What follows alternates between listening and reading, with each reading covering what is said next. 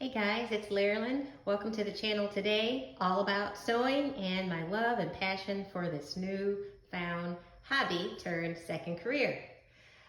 So House of a Coty Design is the business, again, all about sewing, but today I'm actually doing another video on restoring of my vintage Singer 1938, the 1588 model.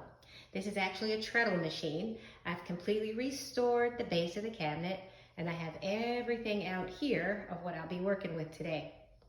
Now, I'm working on the bobbin winder.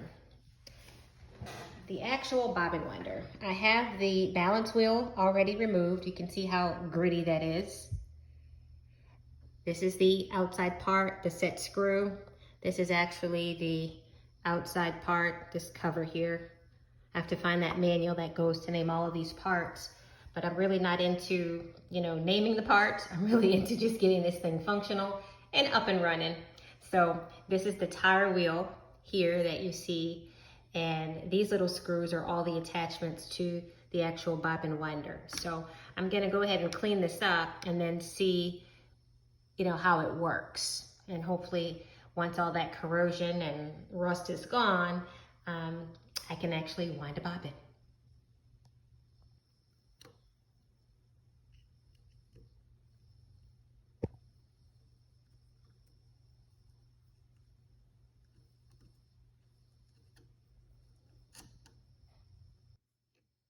So once that screw comes off, this piece here lies over it. So I'm going to take that off as well. And then we'll try to get this one off. Okay guys, so these are the pieces that I've actually removed. The rest of the bobbin winder, that screw was a little tight for me. I may have to use power tools, but I probably will try my rust remover solution with a spray bottle in that area first. I'm actually using just your white vinegar. White vinegar is known as an excellent cleaning agent for most things. And of course, it's also a pretty good choice to organically remove rust. I'm really trying to restore this vintage Singer without having to resort to harsh chemicals, but things that I can actually use that won't affect my breathing as an asthmatic person, that I can actually clean and get maximal results. So I'm going to take these pieces and submerge them into this vinegar solution here. I'm gonna let those sit probably for a good, I'll check in 10 minutes to see if that brown solution starts to dissipate, if it's easy to scrape off, and then kind of go from there.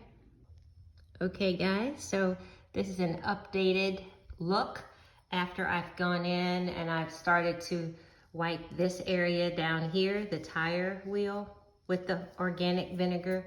All of that rust is gone from this little latch here, as well as here.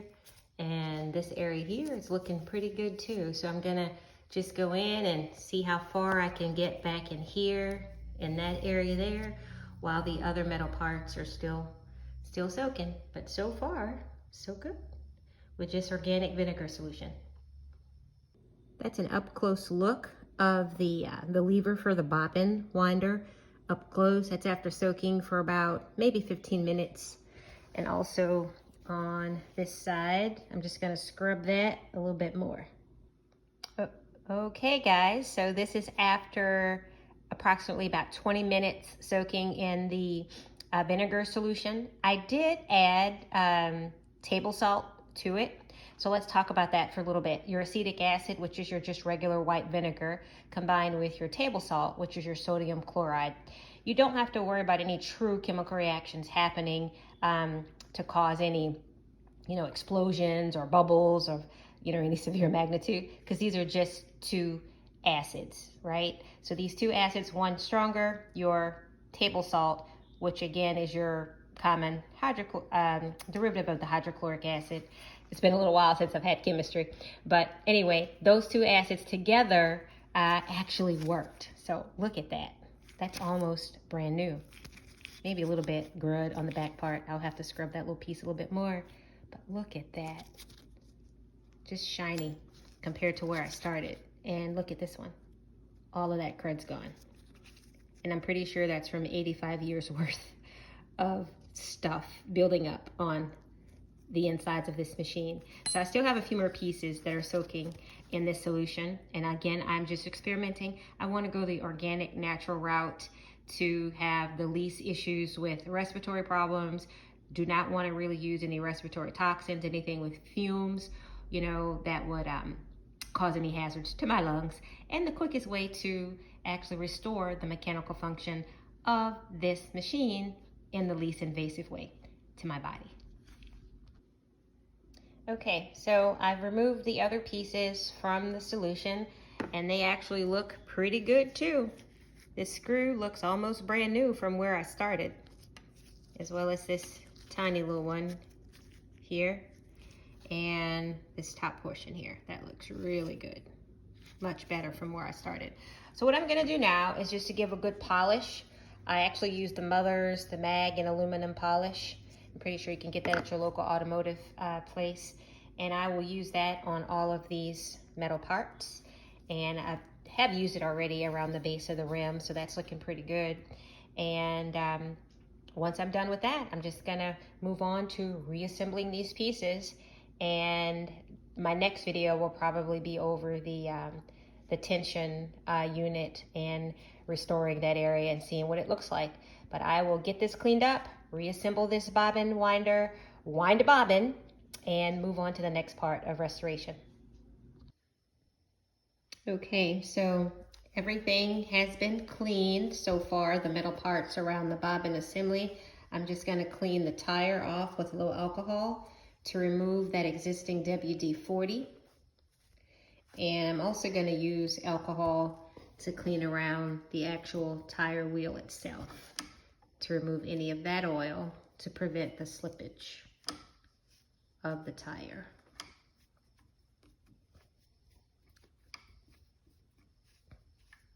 Now with my bobbin case or winder so far, I'm noticing once everything's been replaced, this little area here, this little finger, I'm not sure if it's broken or if it's supposed to be that length. I'll have to do a little bit more research on that. But everything seems to be clearing as I'm moving the lever back and forth. It also appears like there's a screw or something that could be missing right here as well. So worst case, until I can get this done, I will have to wind my bobbin on my other machine, but this beauty's actually working. All the other parts so far. And the cleaning, it's coming along pretty good. Okay, I'm wondering if this little finger here, it's actually supposed to be that length or if it's broken. Everything seems to clear pretty good. I've cleaned this area out pretty thoroughly. But this little area, I'm just not sure if that is supposed to be that length or if it's actually broken over the years. And also it looks like there's been some work done before maybe. If I look at that screw on the side here, that screw actually looks like it's been damaged. So I'm not sure how I would get that screw out. Any suggestions would be appreciated. Thanks.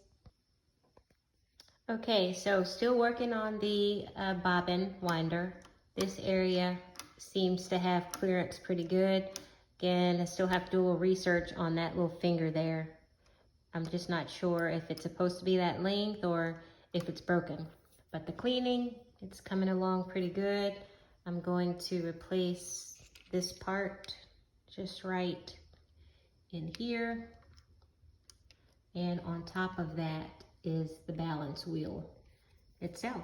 And that'll be the last of it. Okay, so now it's time to put the balance wheel on. So this part, I'll just slide back in place.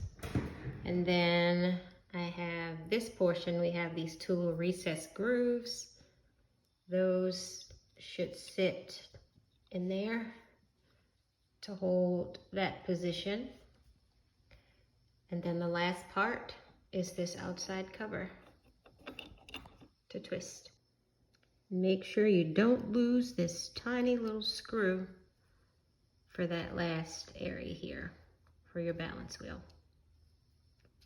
Just kind of press down into it of where you want your hole to go.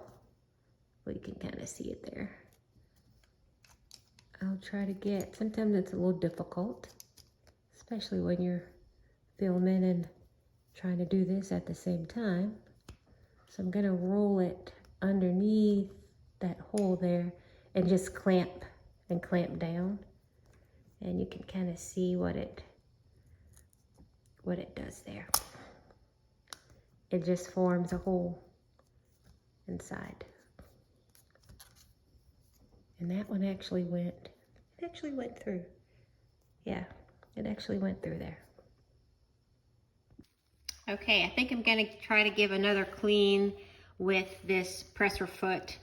It was in pretty bad shape. I was able to clean it a bit to get it to this condition, but now that my vinegar and salt solution, or the sodium chloride and the acetic acid solution, actually worked on those other rusted pieces within the bobbin case, within the bobbin winder case, I'm gonna go ahead and try it on this, and I'll let you guys know how it works. Okay, and moving on to the faceplate. I have finished the bobbin assembly or bobbin winder area. Everything was cleaned. All those parts were taken out and soaked in the vinegar and table salt solution. And now I'm going to remove this portion here and see what's underneath there. I've cleaned and oiled once, but I'm gonna go in one more time to do my last thorough cleaning, and just to make sure all of those parts have no rust after my detailed cleaning the first time.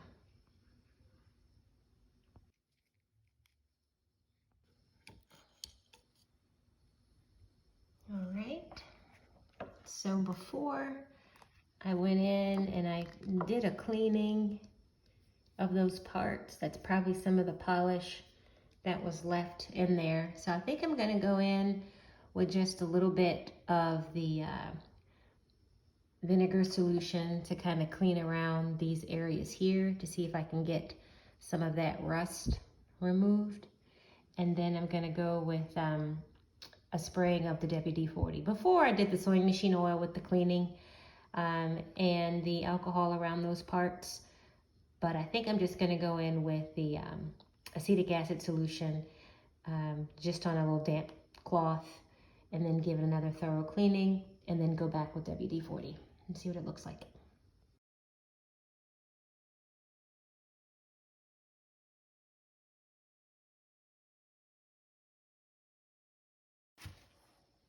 So this is the faceplate after giving it another cleaning with the vinegar and salt solution. That's the tension assembly, looks much better there. And that's the inside. There was quite a bit of rust on the inside, and that's all gone as well.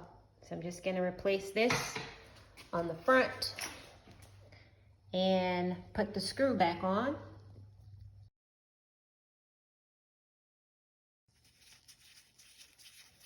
So we're just tightening this faceplate screw back in, a couple turns to the right once it's tightened, and that should be good.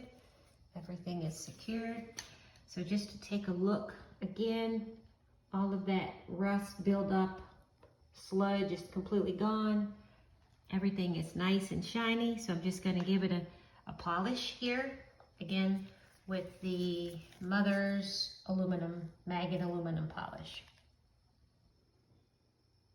Okay guys, so I am replacing some of the stickers here. You can actually see I've got this left corner put in already. Here, I've got to replace this area. The one in the back actually looks pretty good, so I think I'm gonna leave that one alone because it's intact all the way up to the corner. I've actually gone in to put the Singer logo back on it here, and these actually look pretty good here. So I may just find, you know, some other areas to embellish. I'm not sure yet, but I will go ahead and put the right one all in here. So typically all you do is you just cut out the Singer decals here, And once you cut them out, you'll place them in the water, just warm water, face down, 10 to 15 seconds. Take them out, face side up. You'll put them on a paper towel for a couple seconds until you slide it with both fingers.